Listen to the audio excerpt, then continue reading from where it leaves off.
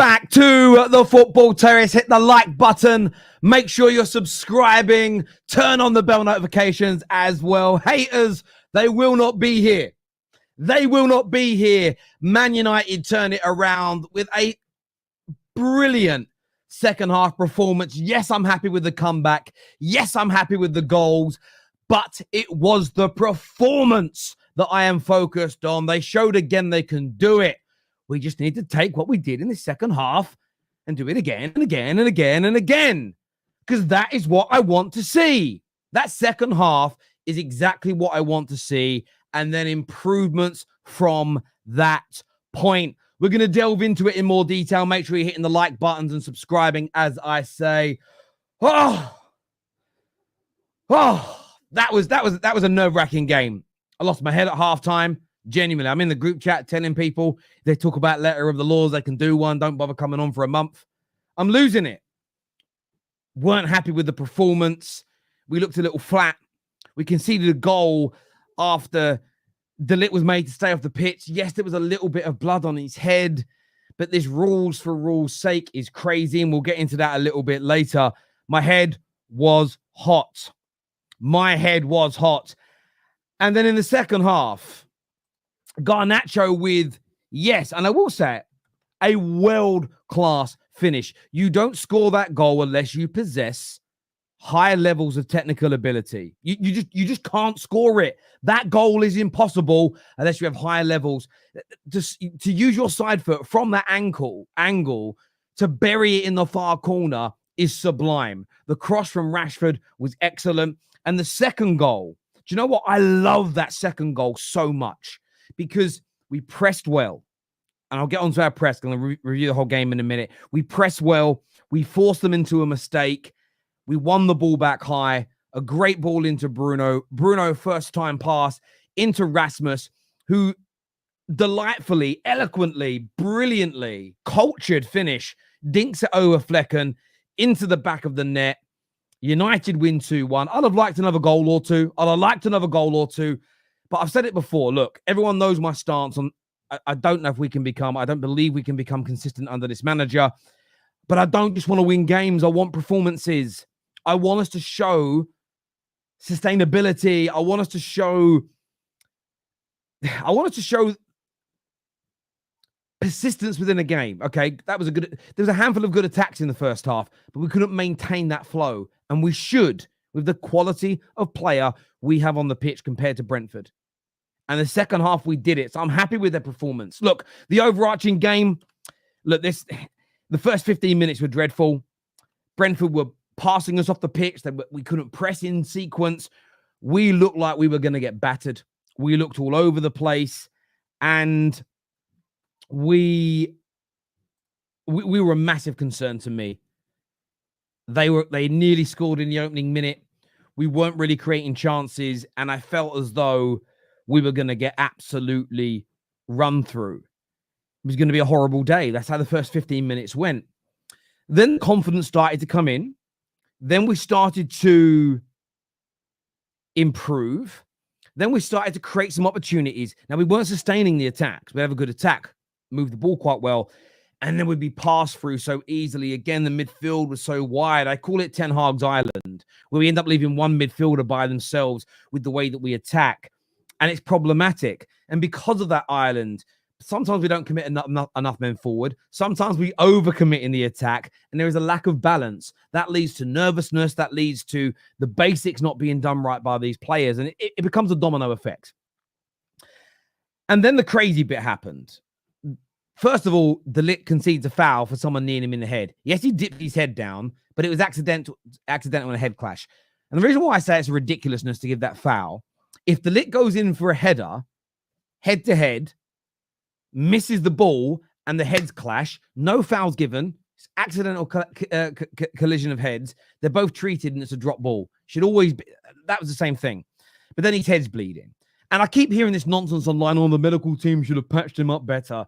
This is coming from people that have never played sport at a high level, never had a head cut like this, and then continue to play a sport where their head gets hit or they have to strike something with their head. They did patch it up. But he had to head the ball 3, 4, 5 times afterwards, and it just kept on reopening because clearly it is a deep gash in his head. The idea that why didn't you stop it from bleeding? They couldn't, unless it was going to take too long. There's only a certain amount of time you've got to work on a player on the side. And then crazily, there was a little bit of blood on his head. And I understand it's a rule.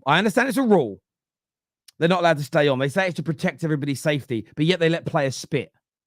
It never makes... These players go through vigorous medical exams. We know none of them have got too much wrong with them. They're real health risk, but yet they're allowed to spit, right? It's crazy. Again, one of those weird laws. And I don't like this. It's the letter of the law, Terry. I'm sick and tired of hearing it. I understand that it is, but there was 2 times in that first half where Brentford players fouled us on the counter-attack. No yellow cards were given, but the letter of the law says they should. How about when Casemiro was adjudged to have fouled a defender? He didn't, by the way. The replay showed he didn't. Eriksen went through on goal. He missed. Should have scored, by the way. But the whistle was blown before he even took his shot. They didn't follow the protocol. They didn't follow the letter of the law. I'm sick and tired of hearing it when it's a decision that you like that's happened versus the reality of the situation. We conceded, but we recovered well. And I was so happy with our recovery. Genuinely. We came out in the second half and there were some subtle changes. People won't talk about this, but the midfield became compact as it was in the first 6 months of Ten Hag's reign, ironically, with the same 2 guys. And both Eriksen and Casemiro in that second half were great. Great. Tony Tiger settings. Great. And we came out and there was the bit between our teeth and there was the intensity. We pressed at the right times. We absorbed at the right times together. I'm sitting there going, oh my God, they're doing basics. It was basic, but beautiful because we don't get to see that. Like a cold glass of water that quenches your thirst. You know, when you were a kid and you'd be out for 2 hours running around and playing with no drink and you'd get home and have a glass of water and it felt like heaven. That is what it felt like to me. The cross from Rashford, the finish from Garnacho. I'll say it again. It was a world-class goal. Every single rival's playing it down because it was. To volley it with the inset, that speed, watching the ball travel 30 yards. What a goal. And Garnacho, by the way, overall, another very, very good performance from him. Blown away with his quality today. A few times in the first half, he should have done better with his shot. We can criticize him there. He actually played 2 really good balls across the 6-yard box. And one of them, him and Rasmus were on different wavelengths. They both kind of made the wrong decision, if you could look at it that way. I actually think Rasmus should have carried on his run. And there was another where he got his head down, beat a man, and nobody made that run. But Garnacho today was on fire. I love that performance from him. I thought he was absolutely excellent. Rasmus's goal, I mentioned it earlier. I just like the way we pressed. We won the ball back. Bruno's touch. Rasmus gets it out his feet and he dinks the goalkeeper. And it was a delightful finish. And as I've always stood by when it comes to Rasmus Hojlund, creating 3 or 4 chances like that per game, like Haaland gets, like Darwin Núñez gets, like Jackson gets, he'll score a higher volume of goals. We just need to create more for him. But overall today from Rasmus, I'm going to say this now and I'll say it again. His performance, first 15 minutes, he was getting bullied. And I'm sitting here and I'm like, bro, look at the size of you, mate. Look at the size of you. Look at your shoulders. Look at your legs. You know? No Diddy intended. Use your weight. Use your strength. Have a fight. Part of football is physicality. Only weak people don't like hearing that. Only people who generally in life are a bit, timid. You know, soy milk people. Like, get involved. And then he did. From 15 minutes onwards, the best performance I've ever seen from Rasmus Hojlund. His hold-up play, his one-touch flicks around the corner, getting the ball, playing it out wide, some great terms, driving at his opponents. I was so happy with him. I'd have liked a few more runs towards that 6-yard box, and that can be taught. That can be trained. That isn't just instinct. That can be taught and trained. But overall, I thought Rasmus was great today. He really, really was. And I was so impressed with that element and so glad that he picked up a goal. I've mentioned Casemiro already. I thought he was great today. I'm going to shout Rashford out as well. Listen, and this is where it's a basics thing. Rashford today got involved with the defending time and time again. Time and time again. Got back and was wrestling with players, making good tackles. And he gets criticized for that regularly. And I'm so glad that he's proven today he can do it, which makes the criticism correct. But now you've shown us you could do it more. Casemiro, I've mentioned, I thought was excellent today, but I want to shout out actually my overarching man of the match. Garnacho's up there, Rasmus is up there, but De Ligt today was a powerhouse. He really was. Barring when he was off the pitch, first at every ball. I don't care what the stats say. That mofo won every tackle on the eye today. The stats might disagree with me, but on the eye, he won everything. Stepped up at the right time, dropped deep correctly, led that back line. This today was the De Ligt that we all saw at Ajax those years ago. And look, I want consistency. I'm not saying Man United are back. I'm not saying this proves we should do X, Y. I'm not making any statements other than about this game in isolation, and I'm happy. I am happy today with our second half performance. I'm happy today with the overarching play. The first half, look, there's so much to learn from that, and they will probably do the video analysis on it. But the second half proved what this team can do. We can play with intensity. We can press. But most importantly, do you know why it all came together in the second half? We kept our shape. We kept our shape. And that is, typically speaking, our biggest problem in games. We either overcommit, undercommit, and we create what I call Ten Hag's Island. We leave a midfielder exposed, one pass, two passes, or a good drive, and they're through. We changed that in the second half. And what impressed me the most as the team is when we went 2-1 up, we could have scored another goal or two. But do you know what didn't happen? Barring one little effort at the end, we didn't look like conceding. And when we went 2-0 up against Porto, we looked like conceding. In so many games this season, we've looked like conceding. Today, in that second half, we didn't. It's a baby step. There's a long way to go. Personally, I am very, very happy indeed. As ever, I want to get your views. I want to get your opinions in our comment section below. As we said, where are the haters today? The haters are not here. You know, other than my diehards, I barely see the Chelsea guys here. You know what I mean? Honestly, the stuff in the group chat during the first half, everybody went silent, bruv. Honestly, quiet. Luke Skywalker here says, hit the like button. Great result for us. Yeah, look, it was, you know, and of course we'll get the banter. Oh, that means Ten Hag staying. Like, he could be staying whether you banter us or not. I'd rather win if he's staying than lose. If he's staying, of course, that is simple, but balls. Mate, there was today, cojones. Remember the goal Ronaldo scored against us in the Champions League for Juve was very similar to Garnacho's. Listen, you know how good a goal that was for Garnacho based on how rivals are playing it down. And all I want to see a bit more now from Garnacho is more of the simple goals. We need some more of the simple ones around it.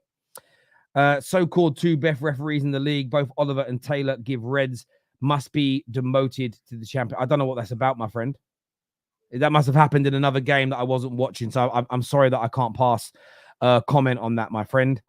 Blaze here, who is a Chelsea fan, says, Ten Hag, my manager, what a masterclass at the second half. Listen, bruv, if that was any other team in the Premier League that did that in the second half, they would be raving about it. KJ's here, Cameron's here, Sunshine here with me. Gentlemen, we picked up a win. KJ, slow in the beginning. Second half seemed to be great, but give me your thoughts and feelings, my friend. Yeah, we won a game. It feels good. You know what I mean? That's nice. We scored some good goals as well, and we looked like we could have scored more. We need more of that second half. We need more of that second half. We need more of that intensity. We need more of that. Sorry, one sec. Phone's going. Now's not the time, my love. We are winning. We won the game. You know what I'm saying? We won the game. Can't talk to you right now. But no, on a real, we need more of that second half. The second half was good. Like, all the players actually stepped up. And that's something that we was wondering, will they be able to do, especially with how much pressure is on the club right now? Will they step up to just win a game for, like, even just personal pride for anything? And they did today. And we can look at that first half and we can dissect it because it's Man United. It's very easy to do that. But that second half, the tweaks that Ten Hag made, well done. The adjustments he made to the game, well done. For the players, for stepping up, well done. We need more of that. And if he stays for the end of the season, and then we move on afterwards or whatever, just do this. Just get us 3 points so we can go home. That's all you need to do. Score some goals, play decent, get the 3 points. And I just want to say, Marcus Rashford, yeah, this guy has been getting cooked for breathing. The man will breathe and he's getting cooked. The man will train, he gets cooked. The man doesn't train, he gets cooked. No matter what he does, he's getting cooked. And today shows that actually this season, he's actually not been that bad. He's actually been, pound for pound, our most consistent attacker in terms of making things happen, in terms of running at defenders, in terms of the amount of assists he should have this season alone is crazy. Now, people are going to clown him just because, but he feeds kids and his work rate and he looks sluggish. But that's just noise. Like, he's actually been performing to a decent level, and everyone makes out he's being bad. At the end of the day, he's a good player. And guess what? So are Man United players. Man United are not that bad. Our squad is not as bad as Ten Hag's been showing us recently. And going forward, we just need to see more of this. No, I agree with you on Rashford. I saw some takes at halftime where I thought Rashford was getting a lot of crap. I don't think anybody was particularly great in that first half. But especially in the second, he did what people... And this is the thing. I understand it. One good performance doesn't make up for lots of bad ones. I'm not going to state that they don't. But he defended well. He attacked well. The only part of his game today that annoyed me, he had an opportunity where he broke into the box, maybe about 70 minutes into the game. And I think he had a moment where he went, do I cross or I shoot? He thought about it, and then nothing really happened. Where I think if he just opens himself up and shoots or just crosses, we might have got a third goal. Outside of that, he did so many things right today, and he got involved, and he was back and he was wrestling with players, defending, and we need to see more of that from him because, listen, you look at all the other top sides in the Premier League, nearly every single attacker gets back involved in defending in one way, shape, or form, and we need that. But listen, that cross from him today, that cross that set up that goal. Listen, if that's any other attacker, if I know he ain't playing today, but if Saka does it, everybody goes mad, right? If Doku does it tomorrow, everybody goes mad. If Salah does it, everybody goes crazy. That cross from Rashford and the finish from Garnacho, one of the best goals you'll see all weekend. There's no doubt about it. Cam, what's your thoughts and feelings today, mate? Yeah, man, the switch of play is something that Rashford actually does quite often, and he's actually really good at it. But it's Rashford for nobody. Sorry, Najee would be a guy that has a cat, like the big dude who, like, I know would mess me up, but he's got this little cute cat on his Sorry, it's killing me. For real, though, the first half I was watching, and I was like, man, I'm going to go on, but I don't know what I'm going to talk about. I don't know. I was like, I don't know what I'm going to say. I was struggling in the first half, but as the homie Dom Hussein says, Premier League teams don't play well for 90 minutes. I remember that was the quote. I wrote that down. Realistically, we had a great second half. Our first half was a bit of a struggle. What I really like to see, the man of the match is a tough one. Obviously, there's a few options, but for me, it was Rasmus. His hold-up play today was awesome. It was something that we haven't really seen. We've been talking about him as a guy who's good at running onto the ball. You got to give him the chances when he's facing the goal. Today, he was really, really good at hold-up play. He was doing the things that you would expect him to do. I loved what I saw from De Ligt. For me, that's Warrior settings. That's Canadian settings. All y'all talk about, hockey and all that. Like that for me, he could have easily, the way we've been playing, the form we're in, how the whole team, everything, he could have easily sat out. He could have said, I'm not good. I can't go on. That blood made it seem like it was it's funny seeing the chat people being like, he was leaking, Terry. What are you talking about? People, you have more blood vessels in your head than anywhere else on your body. You cut yourself tomorrow on the head, just a little nick, and you're going to bleed a lot. I'm not saying he didn't have a deep cut, but it clearly wasn't bad enough for him to come off, which is why he stayed on. And I think in the half, all they had to do was stitch it up. And once it's stitched up, it's fine. So I agree when people were saying like, oh, the medical staff, this or that, there's not much. Yeah, well, you grew up doing fighting like I did, and I know fighting's a little bit different, but it's a case of until you stitch that up, all it takes is a ball to hit it or a player's arm to run across it, and it opens. Even with Vaseline in it, it's going to open up again. I will challenge that and question, as you ex-sports people, why wasn't the headband? So the bandage. I'll answer that because no matter what happens, until he is stitched up, you put that band on, all it's going to do is bleed through. That's it. Yeah. And the rules state even if there's blood on the bandage, you got to go off because any blood that shows it doesn't matter. Until you stitch it up, there's very little you can do. So, and I'm not questioning taking them off. It's the Magic Johnson rule. Like blood in sports has become, ever since that has become really just, you got to take them off. I don't fully agree with it, but at the end of the day, that's what it is. So, but I'm just calling out people saying like he should have been bandaged. It's like, the amount of blood that we saw coming out of his head was going to come out no matter what until he got stitches. So everybody's saying the medical staff screwed up. They didn't, because as soon as they stitched him up, what happened second half? It didn't open because it wasn't that bad. It just looked bad. When it comes to Rashford, I loved what I saw from him today and Garnacho.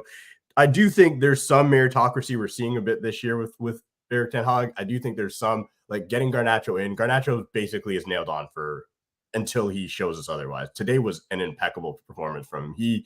He kept us in the game in the first half. I really enjoyed the fact that he shot on sight, that he just was like, screw it. Like, I just got to make something happen. Get me the ball and I'm going to do that. We need somebody in the team to do that.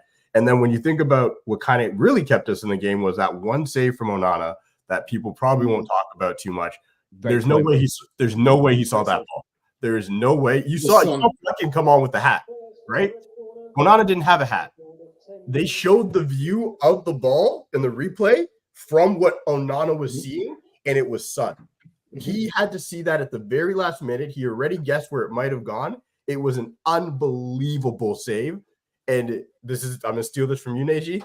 Those saves that we used to get before, that's what saves you the game, because that goes in, different game. So that's something that people need to speak about, because everybody loves crashing out on Onana. And I understand he's not the best goal saver, but today this year he's been very good. I think he's been good. You know what's bad with Onana? He's not the best goal saver, but I don't think anyone is when you're facing 30 shots a game. You're not. Like, do you know? Yeah, but do you know my only issue? Sorry, go on, KJ. Sorry, I thought you finished. Sorry, go on. The biggest difference between Onana this season and last season, yeah, he's had some very good saves, but it's the amount of shots that he has to face and where they're from. Yeah, that's the biggest difference, in my opinion. I feel it's this. I think he's always made some great saves for us. The problem is last season, and touching wood, it hasn't happened as much this year. It was the amount of shots where you as a fan, you see the shot and you almost stop looking at it because you go, right, where's the counter-attack opportunity? Shit, it's gone through him. He conceded, if I'm saying 10, I might be being a bit modest. He conceded at least 10 goals last year that should be simplistic saves for a League Two goalkeeper, and it went through his legs, it went through his hand, and I think that's why he's got that rep. You know, like aggressive players, whenever they make a hard tackle, I don't know about your commentators, when Casemiro made that great tackle in the first half, the ball then ended up with Bruno, and Bruno tried to volley the ball out to Garnacho.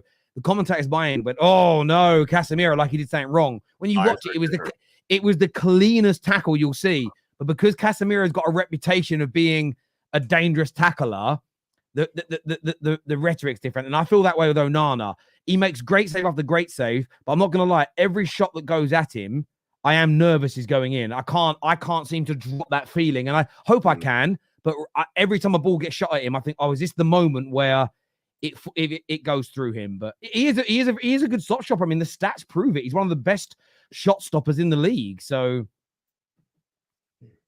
it's the stigma, though. That's what it is, man. It's the stigma, and it's what you said. The whole perception of some of the. You're right. A lot of those goals he let in were Mickey Mouse. But at the end of the day, I believe it's not just outfield players that need to adapt to a league. Like there is something to be said about adapting to the pressure of United. Like he's thinking in his head, if I let this goal in, I'm going to get torn to shreds. Probably earlier in his career. I get it. He's 27. He should Champions League final. He shouldn't have that. But it is different. We all know that playing for United is different. The shirt is heavier. So this year, I think that we're seeing him settled. And then now we're seeing what he could do with his feet. You know, that outlet to low. Like for me, I thought Onana was great today, but I got the only player that really I could say kind of disappointed me at times was Delo today, and that was it. Everybody else I think was pretty solid in the second half. No, because he had a few moments where you got no. I agree with you. Delo was poor. I was disagreeing with the only player. I thought Bruno again was stinking. Bruno's fine. I'm not. Bruno's got to be really bad for me to hate on him, so I'll let you guys do that. No. That's fair enough. That's fair enough. No, I hear that. Najee, from your perspective, obviously very important. Whether it's, I don't think this is the right time to talk about should the manager stay or go because he's here. They've obviously backed him for another period of time. The most important thing today was a win and an improved performance. That was delivered in the end. What did you make of it yourself, mate? I'm happy we got the win. I'd be a hypocrite if I didn't sit here and not talk about results when I've always said I want results. And I'd be also a hypocrite to say that I would be hypocrite if I didn't analyze the same way I have the other games and said that we have actually played great football. Like what we saw in the second half, I've seen us play patterns of that in multiple games this season, but we just ain't got the result to show for it.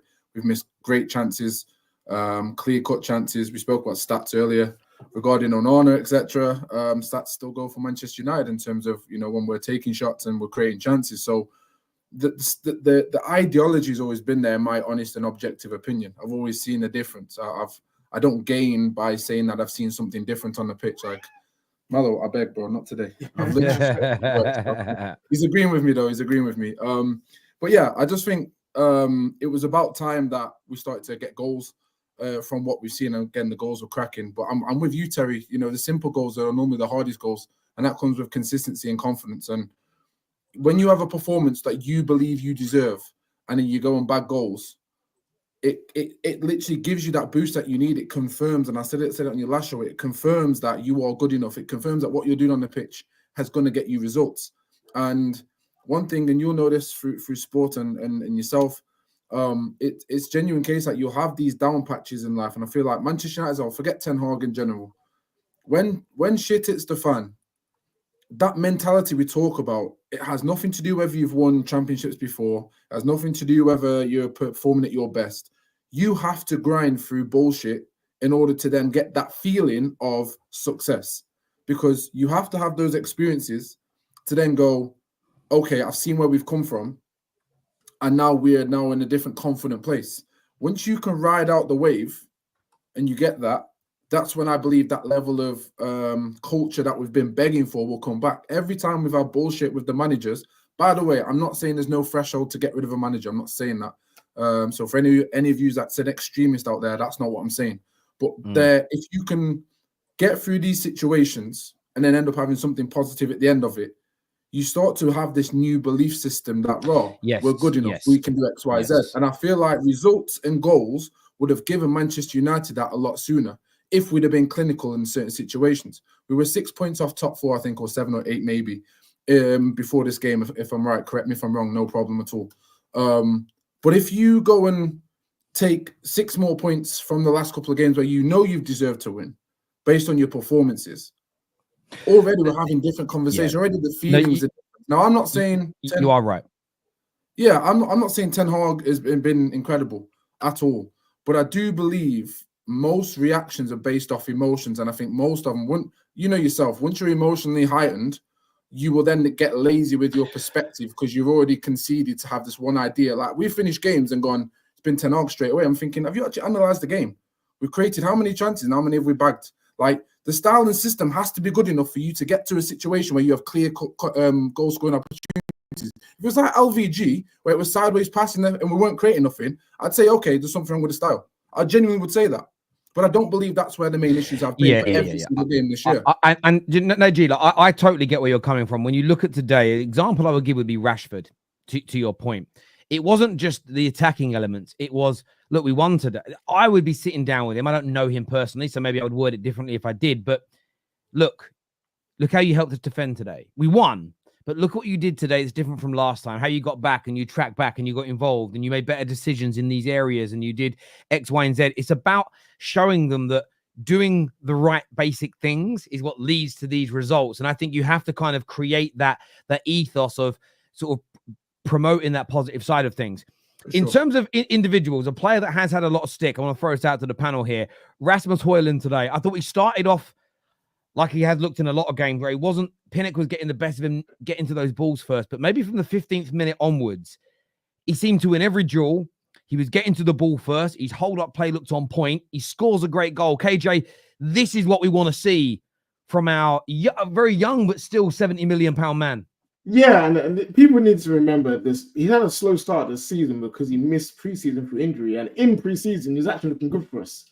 So Rasmus has unfortunately gone through this thing where he starts to build up momentum and then he gets an injury or international break comes or something interrupts his momentum. So he always is kind of starting afresh each time that we see him play. But today was a bit of rustiness, but you can tell he's been working. And the way that he adapted his game throughout the game, he kind of sized up his opponent. It's like, okay, cool. He's got the better of me in these situations.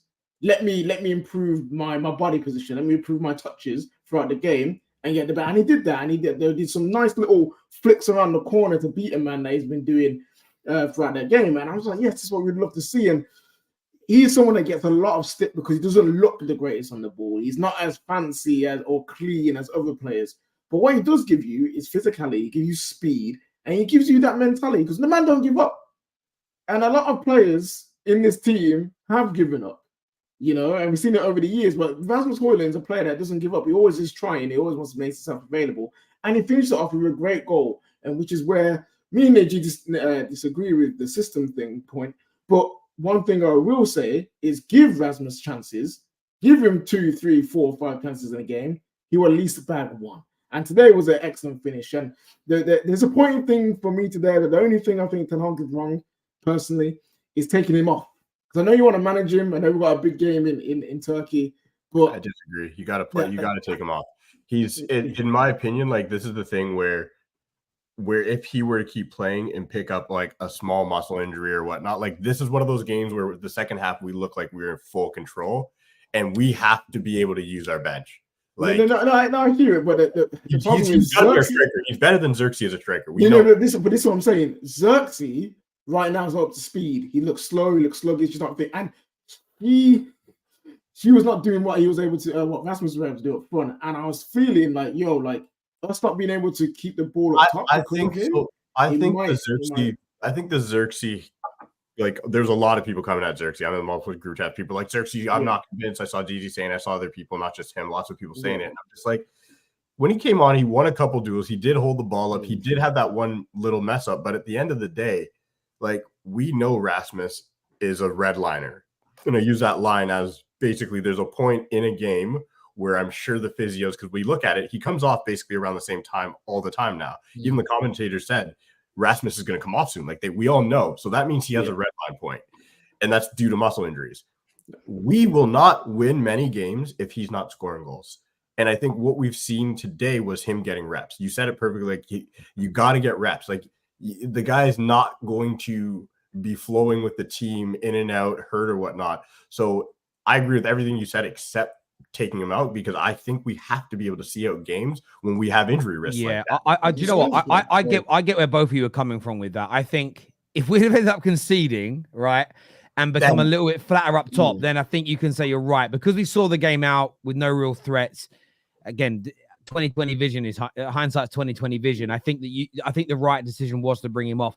What I still really want to see, both of them on, is both of them play. Before we scored the second goal, I know Bruno got the assist, but I don't think he was that good today. I wanted Bruno to come off, and look, he could do some. I mean, I know he's not going to. Interestingly, he's not going to play in Europe because he obviously got the red card. I would love to see the manager start Zirkzee and Rasmus in that game, because I think they could play off of each other. And Zirkzee didn't look great when he came on. He had that chance he messed up, but I actually was quite impressed with some of his hold-up play as well. I'm not convinced with him. I like Zirkzee. I think he brings something different. I think I think the only difficult part for me with Zirkzee, I think he's a beautiful technician. That's I think that's, if you're going to glorify him, and if anyone's a big fan of him, I genuinely believe it's because you look at his technical ability, how he looks after the ball, flick-ons, all those things. It's beautiful to watch, let's be honest.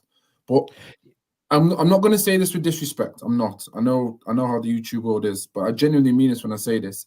So far, he's shown to be a glorified Weghorst. You remember when we brought Weghorst in? I'm not saying disrespect. I'm not saying for YouTube. You know me by now. Just saying it as I see it. The reason I'm saying it, when Weghorst came in, when we were patient with him, let's be honest, most of the praise was, he links up play very well. He actually brings players into the game. We actually haven't got that. I think Zirkzee does that, but my man doesn't find the net enough, in my opinion. When shout out Musa as well. Obviously, Musa always said this. This is quite banterous, but when Weghorst was shooting, it was like he was slide tackling every time, bro. He had to slide tackle. Musa. Absolutely, it was crazy. Now, Zirkzee is not that. I think Zirkzee is a better striker overall than Weghorst. But what I'm getting so far is the only positive parts of him is the build-up play and everything else. Me personally, from a preference perspective, so it's not saying speak for everyone else. I'm going to be honest. I want clinical finishers, and if Zirkzee can't be that, then I'm sorry. I'm with you. 4-4-2 maybe, where him and Hojlund play together. But this is just it. But this is it. This is where I agree with you. I think that Zirkzee's again, I get your point. You want a number 9 who's clinical. If Rasmus and Garnacho get into really good goal scoring form and he's supplying them and supporting it, fine.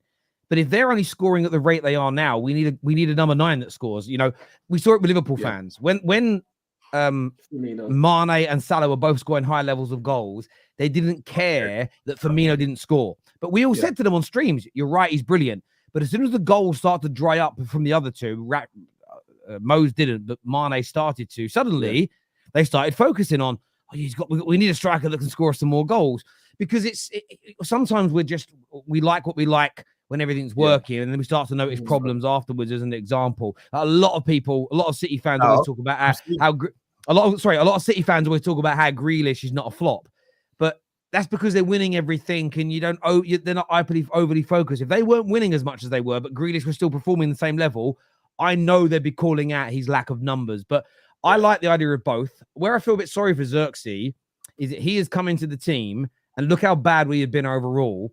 And that for me is where I think to myself, he's not settled in yet. There's been turmoil at the club since he's been here.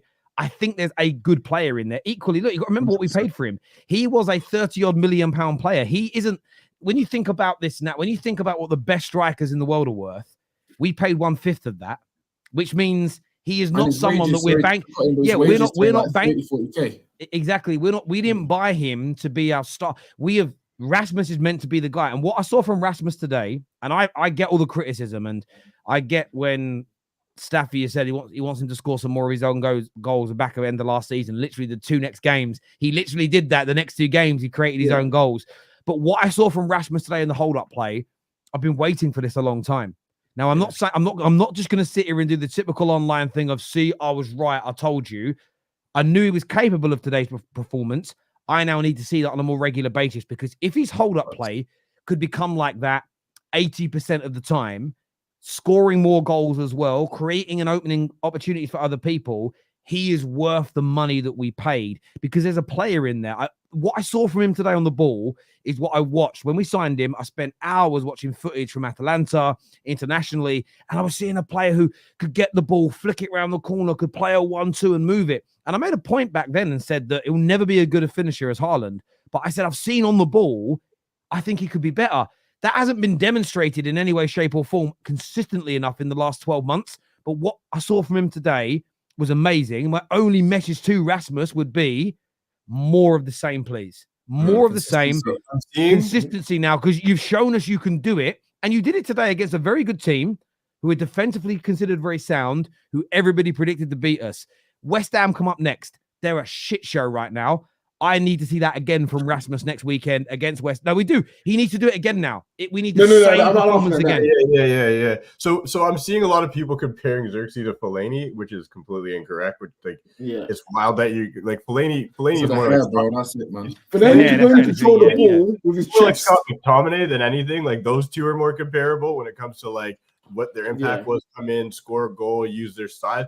Like Fellaini didn't play with the ball at his feet. He chested things down. I'm just calling people because it's just the hair. Like no, and this is the thing. I think for Man United, he's more of it because I know he's got his interview. I'm not a 9, I'm not a 10, I'm a 9.5, and people banter him for it. Is that what he said? Yeah. He said that. But here's the thing, bro. You're more a 10 than you are a 9. Let's just be honest here. I think for Man United, we've always said it at some point throughout the season. You need to be the support man in a two-man partnership up front, or in a three-man attack, and you're not the goal getter. You know what I'm saying? You need to just do that. And we need to stop Man United. We need to stop misprofiling people and start to make them do things they're not good at. That's one of the biggest issues at Man United. No, I totally agree with that. On Garnacho, I just want to ask. Am I tripping when I say that was a top-class goal? Because I keep getting told by people it was bang average. Unbelievable goal. The whole performance was today. Okay, cool. I want to make sure that I'm not on crowd cuckoo land. The technicality of the goal, I think. Right.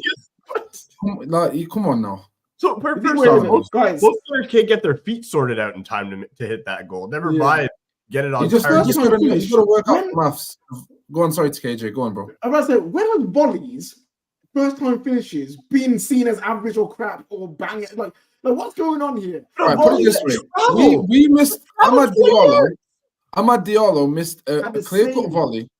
Mhm. And respectfully, it's a difficult volley. I don't know if we sat here. I think I was on a different show.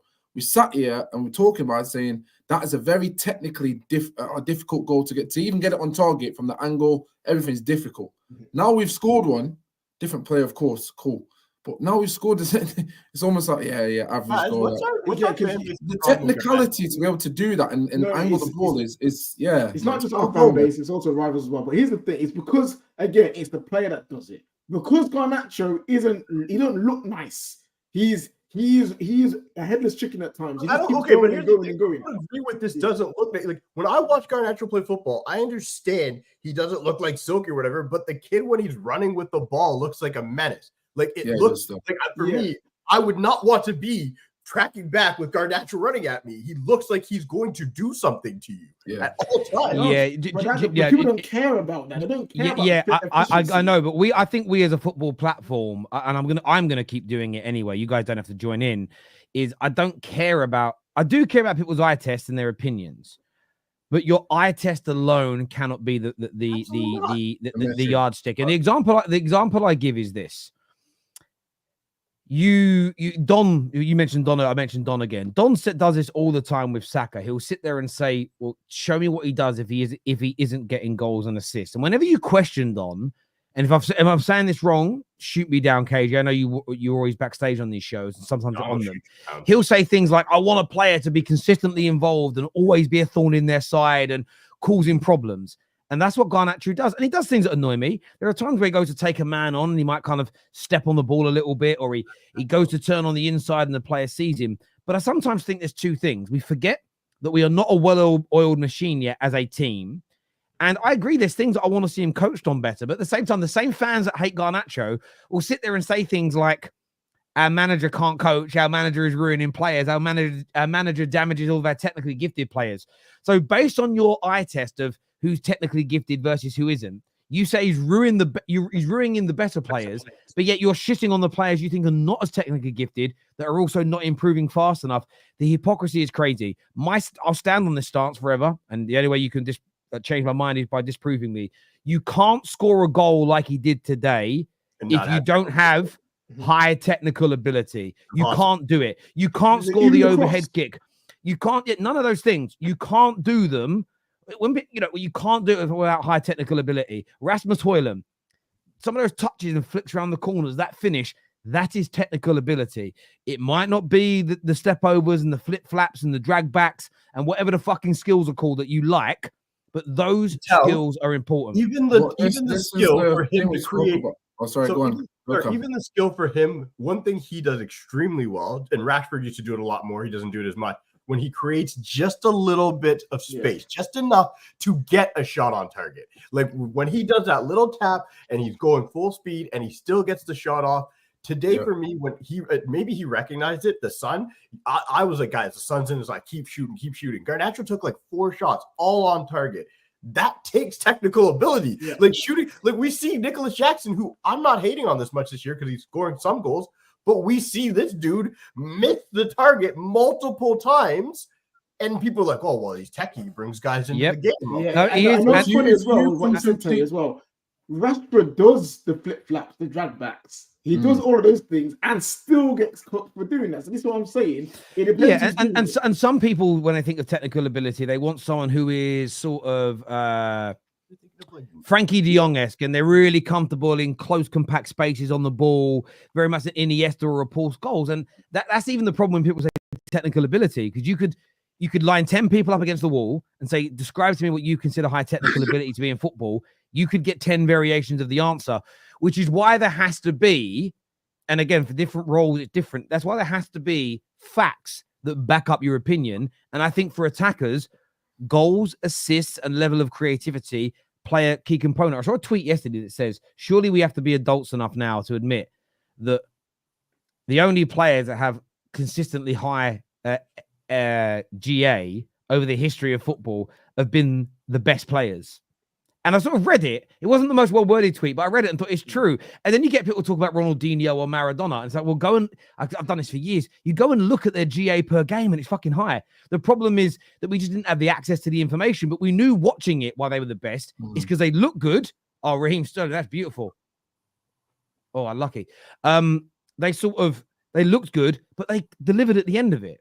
If they were doing all those skills and tricks, but there was no delivery, if they were doing all those skills and tricks and there was no delivery at the end of it, they would never have been rated the way we rated them. Well, this the issue I have with our era and this era of football, like, is either you got the aesthetics or you got the stats. We were blessed having the aesthetics. Like, I saw Ronaldinho give the ball away multiple times on the pitch, but the difference of that era was it was fearless football. We didn't care if you gave the ball away for the simple fact we saw you trying something. It was spontaneous. We saw what you were trying to do. It was never a thing. When he got it right, I saw my man no look pass halfway line, lob the ball straight over the top for Barca. He gets an assist. It was not the fact that he just did it with the no look that happened. He's actually got the result at the end. Now we're in an era where aesthetics are the main thing. If you look like you're doing something great, you're a baller, even if you're not effective with it in the end. This is why when I spoke about Bruno and Kevin De Bruyne a long time ago, and I said people walked over the simple fact that Kevin De Bruyne gave the ball away the most times in the league. It was literally when everyone was getting onto Bruno for giving the ball away. And I said, wait there, how can you have a different metric for Bruno and a different metric for KDB when you cuss Bruno for the thing KDB does? I did it with Eriksen. He's making same Hollywood passes, but he looked great doing it. Looking good on the ball is not as important as being effective. You can be ugly and make that pass happen. And you are, like you said, Bruno's numbers. No, you're spot on. You're spot on with it. Right, but what it always comes more important than aesthetics. Yeah, but what there's aesthetics, and then they do one thing that KDB does, which is miles better than Bruno doing it, is in his pomp. KDB picking the ball up and driving with it is dangerous because he's got explosive speed. He can drive so what will happen is with some people it will be a case of, well, there's something that KDB does that Bruno doesn't, and because of that I'm going to shit on everything else that Bruno does, especially the United fans that don't like him, because it's almost, I'm annoyed that he can't do that. It's a very weird way we look at football nowadays at times, and it's almost this case of, and Man United have had a problem with this, and KJ said it earlier, is we miss profile too often. Still today, we played well, but what we lack is a technically gifted powerhouse in midfield. What you actually need is Scott McTominay, who is technically gifted, who can drive with the ball at his feet, but he's also exactly. But which is funny. Some of the best football I've seen at United in the last 11 years was when Pogba and Bruno first started playing together, because in my opinion, they brought the bet, and that's why I couldn't believe the way that both their fans had a go at each other. It was like, you lot are mental, like Pogba fanboys and Bruno fanboys at each other's throats. I'm sitting there going, they love playing with each other. And all we needed at that time, actually, was what we kind of have now in Casemiro and Ugarte. If you could actually take Pogba and Bruno from back then and give us the DMs we have now, it would have come together. And that's the Man United's problem. We've never actually completed a squad build properly. And we consistently miss profile and play people out of position, and we're too much on the left and not enough balance on the right. And then what we do as fans is we start attacking players that we may not necessarily like from an aesthetic point of view, or he doesn't run enough with the ball, or he's not a dribbler like Eriksen. I don't hate Eriksen because he's not powerful on the ball. I know what Eriksen is. So if you're going to use him, you've got to use him in scenarios where where you don't need someone who has to be powerful, because that isn't what he is. And too often it's good we're spoiled in that way as fans. Sorry, just want to comment here. This says Cam. His name is the Scottish King of Napoli now, Scott McTominay. I'm happy for him, man. Ahmad has no personality and character to play for Man United. I mean, well, that's not true. That's clearly not true. Because you've heard the boy speak. You understand his character. And if you see him, when you saw him at the start of the season, you saw he had character on the pitch. Yeah. Bro, that's coming from a Canadian. You can't be talking about personality and character up here. Most Canadians are vanilla as shit. Sorry. No, I agree with that. This is an interesting one. It says, make it make sense. Ten Hag is only 3 points behind Enzo Maresca and Chelsea. Yeah, 10, It's 9 early. games in, or 8 games in. Like Things felt worse than what they were, I'll be honest. And I think it's because the games where we did play well, we didn't get the results. It was, that's another day to have a manager pop. And the And draw with Brighton. there was a balance not there. And I think every game's been manager, as opposed to, this one manager, that one plays, this one manager, that one plays, that one manager twice in a row. I think it's been like that. But I think if you balance it out on the scale, you probably understand that it's not as deep as we've made it out to be. No, it has. No, I'm sorry. I still disagree with that. It has been deep in terms of the way we play on the pitch. Results, maybe. Not saying, sorry, just for correction, Yeah. not saying based on the way we played. I'm just saying where portion of blame has been when what he's tried to do on the pitch has worked out, but we haven't put the ball in the net, we haven't scored, we haven't capitalized, we've been unlucky with decisions X, Y, Z. All parts of the football thing that people don't want to talk about because they need a scapegoat. We can't sit there and go, Zirkzee goal against Brighton would have counted. That would have 2-1 behind, would have carried on with momentum, which we would have, and carried on and saw the game out. All those things there were Ten Hag's fault. To me, that's not analysing the game. But I think if you're building up this idea of manager in your head, you're planting that seed every time. Where it becomes problematic for Chelsea, who, by the way, I've been praising, but I'm throwing this out there. If they lose their game against Liverpool and then we win our next game, maybe they draw and we're suddenly a point or so behind them, it becomes an interesting question for how bad a Man United. It becomes a conversation. We're not having it now, but how bad a Man United compared to how good a Chelsea if the league doesn't lie. And we were told the league didn't lie when we were 14th. It can't lie 2 games later if we're suddenly a couple of points off a team that, again, Don and CB have said are in a title race. So that's on that. But what I'm saying is this: if we perform like we did in the second half more regularly, we could be a team. We could be a team that finishes top 6. We could be a team that pushes for top 4. We could be a team that wins trophies this season. That second half was excellent. I now want to see more of that.